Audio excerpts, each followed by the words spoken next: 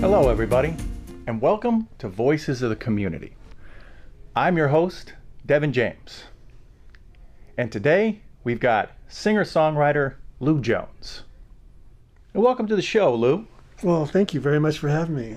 Yeah, man. Great to be here. Yeah. So I was hearing you wail before, and I always like to ask musicians, who was the most influential, or who were like the couple of influential people when you were starting to get going? Once you knew that music was your gig, who were these people that were starting to shape the Lew Jones sound? Well, I grew up in Denver, Colorado, and so kids could go into taverns back in those days, in the 50s. And so I used to hear Hank Williams on the jukebox a lot. Okay. And I'd hear Hank Snow. So that was sort of the Colorado thing. And then out of the blue, Elvis Presley shows up. And that was very exciting, you know. Yeah. And then, of course, Ricky Nelson. My mother liked Harry Belafonte. We used to listen to him. And then I think Peter, Paul, and Mary created this sort of things were more accessible to most people. You know, they kind of went that direction. Like, Yeah. and you can do this too, kind of thing, right? Right. The folk music thing. And of course, the Beatles showed up, and they were sort of not really on my radar necessarily, but they eventually became a big part of our life. You know, Yeah. I think we got the second album; it was given to me, and I listened to that album a lot. The second Beatle album, I can't remember what it's called, the Beatles' second album or whatever. And then I bought a lot, and then Rolling Stones taught me how to play the blues, basically. Yeah. And I eventually got into B.B. King and John Mayall, and those were people that I liked, you know. Yeah. I think were pretty instrumental in how I did. And of course, watching local bands here too. Yeah. One of my favorite bands was Notary Sojak, which was a band out of Eugene, who used to open for the Dead, and I saw them open for the Grateful Dead. They got 5 or 6 encores. They wouldn't let the Grateful Dead on. That's why Notary Sojak is one of the greatest bands I've ever heard. Ooh. Really great band. And then my friend Dan Ross, who's in the band Sand, he ended up working with John Mellencamp, and he was a big influence on me. Watching him, and then eventually getting to know him and learning how to play guitar better, you know. Yeah. Being around these kind of really great guitarists, you know. Yeah. Was there one that like just stuck? Was there a certain song? Was there a certain riff like that you just, when you heard it, it was like... 1969 Led Zeppelin 1. That was my graduation. Yeah, we spent the whole summer listening to Led Zeppelin 1. Jimmy Page pretty much blew the whole thing out of the water. He basically said, if you're going to do it, and do it well. Yeah. Everybody else was sort of writing songs, but he was a guitar player. Yeah. And of course, Jimi Hendrix showed up too. And those two were very, you know, one thing about Jimmy Page and Led Zeppelin is that he made the mandolin seem dangerous. And all of a sudden I played mandolin, I went, Yeah. I want to play mandolin like that, Yeah. you know. So there were, I think some of these rock stars were at least that time, they were high on the level of aptitude. They were, Yeah. when they do interviews with people now that are stars, it's almost embarrassing to watch, you know. I hate to say this, I sound like an old guy, but they would bring these people on you to find out they were extremely intelligent. They all had Jim Morrison, a high IQ. Jimmy Page wanted to be a scientist when he was a boy. Oh, man. So they were all these really smart guys, you know. Yeah. The interviews would be on Dick Cavett, and they were all very fluent. And so that was part of it too, you know, realizing that it wasn't cornball. It was, there was depth to it. Yeah. The 60s had a lot of depth with people like that. Gracie Slick came from a military family like Jim Morrison did. So they were sort of high achievers to begin with. Yeah. So these high achievers got into music. It's sort of like they said that because there wasn't war, a lot of these really quality English boys and girls got into music. And you know, as you know, England is big, and the Irish and the Scots, they're really good with language, and the Welsh. So they got into music, and as Donovan was just recently talking about in an interview, that the Celtic gift to the world really came out in the 60s. Yeah. They said, this is what you can do Yeah. with this muse that we already know about it, you know. But now you can... Yeah, and I was raised with Irish my aunt used to play guitar, so Irish, Scottish influence in both sides of the family. So I was you kind of thought it was kind of boring music when you were growing up. You know what I mean? It was sort of like, oh God, please don't. Do we have to sing that? You know. And then it became more magical when it was presented right. Yeah. You know, when you realize, wow, this is actually quite fun. You know? Right. And then you can kind of like, you could then play it, and you could have your own kind of emotional. Well, before it was like, I don't know about this song, but then it's like you could give your shot at it, and then, you know. I have to say, like with Bob Dylan, I liked like a Rolling Stone. I liked Positively 4th Street. But he came off, because he was trying to do that silver tone sound. He never liked production. So consequently, his albums were kind of hard to listen to. Yeah. You know, I think college students that were into poetry liked him. And of course, Paul Simon was a great songwriter too, and they had a great sound. But I think it was John Wesley Harding with All Along the Watchtower by Bob Dylan after his motorcycle wreck that really caught my attention with him. Suddenly, it seems like he kind of did a turn. You know, he got more interesting to me. Yeah. Yeah. But he was definitely in the mix too. Yeah.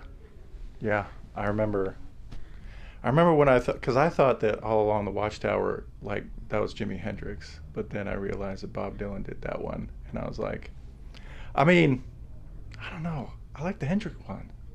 Oh, well, you know, I loved the Bob Dylan one, and then I was driving with my friend in high school. My friend Brad Graves and I were driving, and that version of Jimi Hendrix came on the radio. We literally pulled the car over. We just were, because we were both into Led Zeppelin and stuff. We both went, oh my God, because I knew the song, and I knew Dylan did it. I remember thinking, something's changing in AM and FM radio. This is pretty intense stuff, you know. This is pretty powerful. Yeah. Take a Dylan song and turn it into a sonic masterpiece like that. Yeah, and he would do, I mean, I remember my stepdad turned me on to, it was like the Jimi Hendrix Experience, and I was like in high school. And so I was going back, and it's just like to listen to him do, I mean, like, and he was one of the first ones to actually start playing with the amp, like as the part of the guitar sound. It was, I remember listening to, it was when he did the national anthem at Woodstock, and they're like, Jimmy! and that was practically a throwaway thing for him. Yeah. He was just playing a melody on the guitar. Yeah. And then later they asked him about it. He says, no, I just thought it was kind of appropriate. He didn't think it was anything. It's like Jimmy Page said, everybody raves that they say the greatest rock and roll riff is in Stairway to Heaven when he takes off on that lead. That's considered the greatest rock and roll riff. And Jimmy Page, who had played all this session work, said, I thought it was just a regular riff. I didn't think it was anything, right? It was just, I thought, well, it needs this part now. Yeah. And I think it's when people play a lot. Jimi Hendrix had a long history of playing. Yeah. His father was a horn player. I think he was a sax player. So he had, and it made sense to me later when I heard things like Purple Haze and da da da da, and then I thought of that on a sax, ba ba ba ba ba ba da da da da da. See, he was raised around that jazz. You know? Yeah. And he somehow got it into a blues for him. But he wrote in his diary when he was in the army, he said, I'm going to play a type of blues that no one's ever heard before. So he had a motives, and he had a direction that he was trying to go to, you know. Yeah. I remember hearing one, was it Hear My Train A-Comin'? Oh, I love My Train. Yeah, I think that's his greatest song. Yeah. Mainly because I think it's the one song that he basically said, this is who I am. It's like Kurt Cobain doing Come As You Are. Yeah. Both of those songs nail me to the wall because I know it's coming from their heart and their soul. They're saying, this is who I am. Yeah. And I get to be here. Yeah. For a while. Yeah. But I get to be here too. And I'm just going to give you some idea where I'm coming from. Right. And it's going to throw you back because it's intense, right? It's powerful. Yeah. Yeah. Yeah, they're unique human beings, you know. Yeah. Yeah. Prolific, and it's just, you can feel that prolific aspect of them as people through the music, but mainly just them. And you're like, wow, I'm in this presence with this. And the blue collar people get a win for a while. Yeah. Rock and roll was always blue collar, and when they get to have their moment, Yeah. it makes us feel like we're winning. Yeah. Even though they're being paid off by corporations probably to get that kind of exposure, Yeah. But yeah, it's fun when you see somebody do it from the ground level up, and they're not going to change. Like Kurt Cobain wouldn't take a limo to the Saturday Night Live. He insists on taking a cab. A lot of people don't know that. He absolutely hated that whole vibe. Yeah. And Jimi Hendrix was very casual too. He was he liked his own. From what I understand, I never met him or something, but people I've talked to said he probably took a limo because he was kind of a groovy guy. But he liked girls and stuff. Yeah. So that's where you put the girl in the car, right? Yeah. And so, but he had this sort of relaxed attitude about it. Yeah. Yeah. Yeah.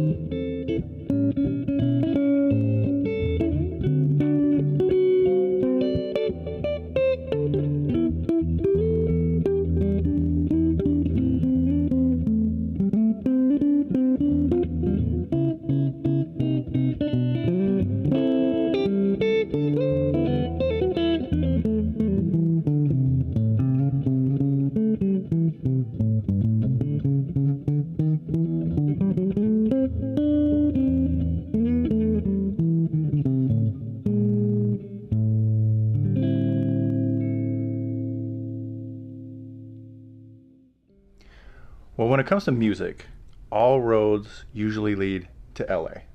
And for you, it was all about Borders bookstores. Yeah. So tell me about your Borders bookstore tour circuit. Yeah, I went down there about 7 or 8 times. What happened was when I was coming up in music, everybody wanted to go to LA. If you made it, you signed in LA. Right. Everybody did. Yeah. And I never got signed. I had a few close calls. I knew people that talked to people and that sort of thing. I got a letter from Rick Danko or something, or I'd get somebody saying, "We like your song, but we're not going to use it." Right. So I had grown up. I lived in San Diego and El Cajon when I was a little boy for about a year, and I knew about Southern California, and I knew about that my father had lived down there. I knew a lot of the Okies from the Dust Bowl had come through there. And I know my dad's family had gone through there, but it was kind of a mystical place. It was L.A., like it was Los Angeles, right? And all of a sudden I see on the Borders books it has this, because I was playing at the ones local, and I saw, what, are you kidding me? There's one in Hollywood, and I saw there's one in Westwood, there's one in Santa Barbara and Palo Alto, all these wonderful these places I'd heard about, right? Right. And I was working for a vacation company out of Seattle, which eventually here. So I knew people from the vacation, people that lived in Bel Air. And so that was kind of another thought processes. And I had a friend, Andy Basil Walsh, who was recording in Hemet, who had recorded me up here. He was living out in the Palm Desert. So then I go, well, I might as well go down there and I can hang out with these people I know, right? Right. And yeah, all of a sudden I'm like in Santa Monica playing my guitar. And the Borders books were interesting because they were owned by millionaires. Some millionaire owned them, probably close to a billionaire, I don't know. I actually knew somebody when I was in Boston, now the Blue, my friend who makes a lot of money, his girlfriend says, yeah, my brother knows the guy or something, one of those LA things. She knew about it. Right. And so there I was, all of a sudden driving around Los Angeles, playing in all these places. You know, it's a huge place, as you know. Yeah. It's a giant place. And I would be in like Petaluma, and I would want to go to Glendale, and people would say to me, "You're not going to make it." And it'd be like, "What time are you supposed to be there?" I'd say 4 o'clock. It's 2 o'clock now. You're not going to make it, which is hard when it's LA, right? Yeah. So they would call down to the people and say, "Yeah, he's here. He probably won't get there till between 4:30 and 5, though." You know, Because of traffic. yeah. And so I think it was the center. You know, like New York is the center of the world, and Los Angeles is the center of media, center of everything. It has, and it's the future. Yeah. What I think Tim Leary used to call Washington D.C. Like you go farther back in time when you go east, Yeah. and if you go west, everything is brand new. You Yeah. know? And so Los Angeles for me was fun. I stayed in swimming pools. I did some stuff there. I had some nice gigs there. Just Torrance, you know, and some of these places, and Thousand Oaks just went out of their way to be nice to me, you know. And I'd start in Sacramento and make my way down, and Visalia, and these places out in the middle of nowhere, you know, these places I didn't even know about, you know. Yeah. But it expanded my brain a lot. I remember coming back and thinking, I don't even know how to explain this to people, you know, like, except for people from LA. Right. They're, you know, it's just that the expanse, your mind kind of starts expanding because you realize that, and you realize you're really small. Yeah. You're just a guy with a guitar. It's not like Nashville where everybody kind of salutes each other. Los Angeles, as you know, is like, oh, were you here too? You know, it's like, Yeah. yeah, and people give you that funny look like, welcome to the void. Yeah. They're Yeah. like, all right, well, Good luck. yeah, you'll be on. You'll be gone. You'll be out of here soon. Yeah. Yeah. Yeah, and they have a certain toughness.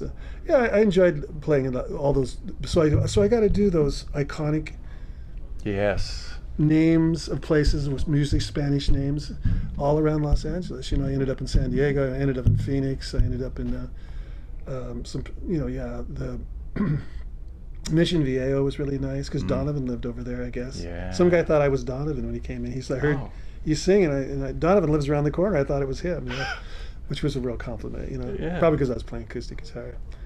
But yeah, and they used to slip me money, and so it was enough to keep moving around. You know, I would go from gig to gig, and then of course that crazy long drive home, you know, Right. which is about 1,000 miles, you know. Yeah. So I got out of my system. I know a lot of people are traveling right now, and I don't want to travel. I don't want to get on the road that far anymore. Yeah. That's a long ways to drive. That's 2,000 miles, you know. Yeah. I remember making that trek on a train. Packed up my stuff, went down. And that's when I did Los Angeles recording school. That was like the first time I was down away from home, and I was like, wow, this is an electric place. Yeah, yeah. It can match anything you can come up with. Yeah. Yeah. In New York, you run into people who didn't even finish school and they can do anything. Yeah. They're just like, God, they're just crafty out that way. Right. Los Angeles is full of people that know about possibilities. Yeah. You run into people and go, oh, no, you can actually walk right in Capitol Records, and his name is Jim. Yes. You know, you can have lunch with him, you know. Yes. It's kind of crazy, you know. And you run into, there's a lot of familiarity with the high profile people. Yeah. Yeah. And then, of course, there's the other side of Los Angeles, which is kind of dangerous, you know. Yeah. You got to know where you're going. Yeah. It is what it is. If you're sitting out in the sun in these small neighborhoods, and there's this giant freeway, I could see where you would have to get crafty. You'd have to figure out ways of surviving. Yeah. And that's what happens. Yeah. You know, the least privileges you have, the more you have to get crafty, you know. Yeah. Yeah. So, there was also a point where you were a music teacher, or it was in music education. You did that for 15 years. Yeah. And you didn't, I mean, because your background is in literature, right? I mean, is that? You know, it's strange because when I was avoiding the draft and I went to Mount Community College, I said, I'm an English major. I guess because I'm not a math major, that's for sure. Right. And I didn't really think of myself as a history. So, I'm an English major. I suppose that's a nice way of saying I've read a couple books or something, you know. Yeah. But, so literature became more accessible to me in a real way as I got older. like I'm actually reading poems by Dylan Thomas and getting tears in my eyes, you know, which I never did. I remember I had a friend named Marv Ross who used to kind of ahead of the curve. He'd show me stuff, and I'd kind of go, "Huh, really? So is he alive? What?" You know? I mean, I just didn't really. I was raised kind of blue collar worker family. Yeah. We liked the written word, but we didn't make a big deal out of it. Right. We didn't go there. Yeah. And I think as you get older, all of a sudden you're going, and I'd run into people, especially Boston. I was in Boston. People are very literate there, and they're well read. A lot of them, you know, it's a very literate town, you know. Yeah. And so you start, you know, I'm writing poetry and I'm writing songs a lot, and all of a sudden you go, who else is doing this, you know? Then you find out, oh, Bob Dylan isn't Dylan. Dylan Thomas is Dylan. It's Dylan. His real name, that's the way they say it in Wales, they say Dylan. And I thought, wow, he drinks hard too, you know? And I like what he's saying. And I like his energy, you know? Yeah. So I got into literature on that level. Of course, I had a lot of those teachers that were just hardcore academics. Yeah. I took graduate school in it too, and I run into these, you know, these guys, these teachers from hell, you know. Right. Dot the T, you know. So you end up, you know, I've written some 30-page theses in graduate school where you have to just do that all night. What did it do for me? It made it so that I really appreciate being able to be a songwriter, you know, just do what I really do. Yeah. Because I see other people doing that kind of clerical work, and I'm going, how do they do it? You know what I mean? Yeah. You're just sort of impressed. You're going, really? You can just do this? You know how when you go to the bank, yeah, and there's somebody multitasking in front of you, and you're staring at it, watching everything they're doing, going, I would crash and burn here, you know, so bad. There's no way I could do this. Yeah. And so, yeah, I have a lot of respect for people that can do that stuff. So when I was teaching, it was also practical experience. So I was a guitarist who could teach other instruments, and I started out the Malt Lumber Arts Center, and I worked with a lot of young kids, up to teenagers, you know, and I worked for the city, so it was a city job.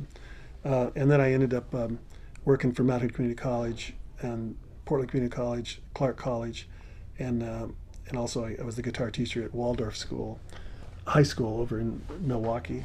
And from all that experience, it was sort of like affirmation of what I had kind of was doing, but also the opportunity to slow it down and teach it to people and go, oh, I never knew that was that. Now I know the chords of that song, you know, that I've been faking all these years, you know. Right. Or like, oh my God, you can read music, you know. And there was contextual stuff that popped up that was really friendly, you know. Yeah. It was a good thing. It was, I think teaching teaches you how to learn. Yeah. You know, because you run into these bright pennies. And I was teaching young Rembrandts too, where I taught kids how to do in middle schools.